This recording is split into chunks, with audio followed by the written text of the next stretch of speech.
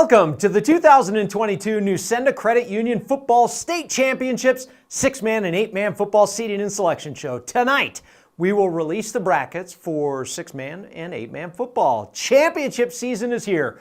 But before we get to that, we always like to remind everyone how the seeding and selection process works.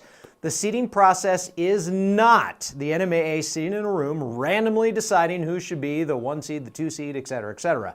It is not that. What it is a process that is all data driven. The following criteria is used to determine a team's seed. We look at finish in regular season district play, max preps rankings, overall record, wins against district champs, regardless of class, member school input, that's the coach's input and their rankings, and any head-to-head matchups. These schools are compared to one another with each of those criteria points, and the seeding is determined like one big math problem. It's all based on the numbers and the data.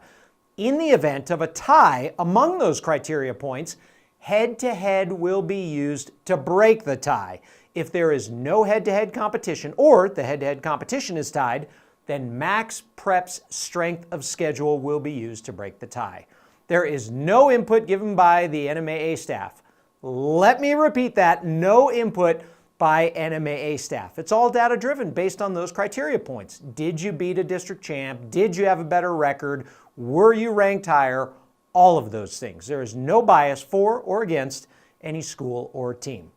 Now that you understand how it's done, let's get to it. You clicked on this show to see the brackets, right? So let's start with the 6-man classification. The number 1 team heading into the postseason is Gateway Christian. They are the defending state champs, but lost 11 players from last year. They have 3 seniors on this year's squad. Jace Worley, Hayden Wigley, and Elijah Perry. They all play big leadership roles.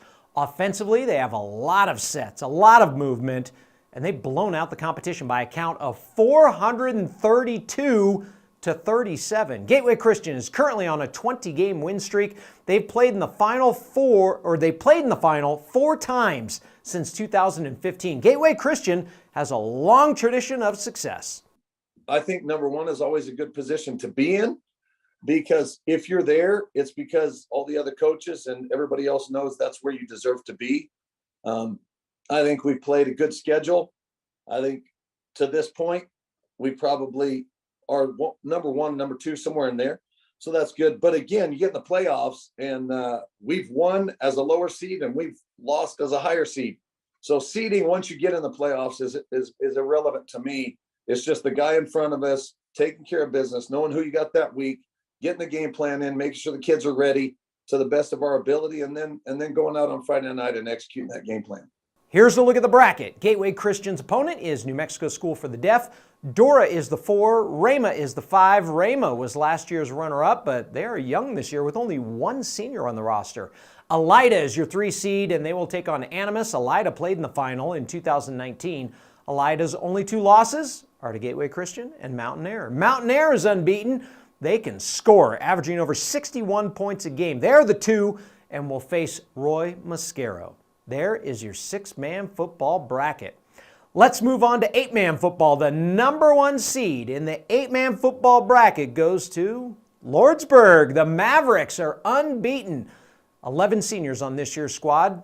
In fact, they have a couple kids who are 5-year starters. Wideout Roman Murillo is one of their big weapons.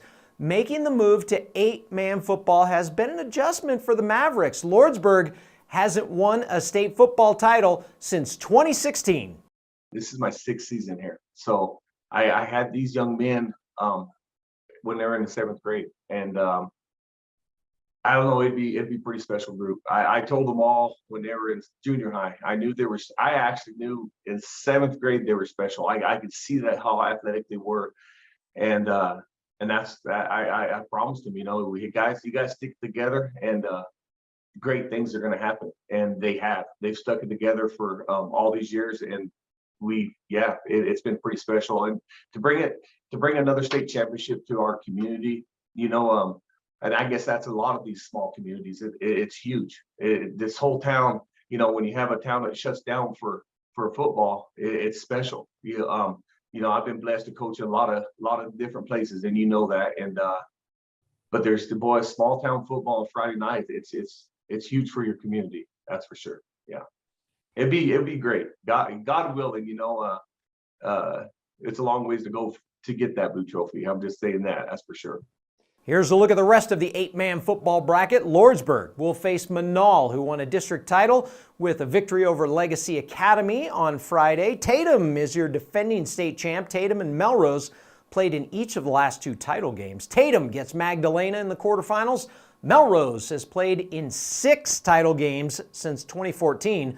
Melrose will meet Logan in that 3-6 matchup. The only New Mexico teams Melrose lost to this year were Lordsburg and Fort Sumner House. Fort Sumner House beat Melrose Friday night 34-24. Fort Sumner House is the 2 seed and will host Clayton, the 7. Fort Sumner House is undefeated. The postseason brackets are filled for 6-man and 8-man football. Don't forget, you can watch the state championship games this fall on the NFHS network. So get a subscription and log on so you can watch those championship matchups. That's going to do it for the 2022 Nusenda Credit Union Football State Championships 6-man and 8-man football seeding and selection show. Classes 2A through 6A will be released next weekend. Good luck to all the teams involved, and remember to compete with class.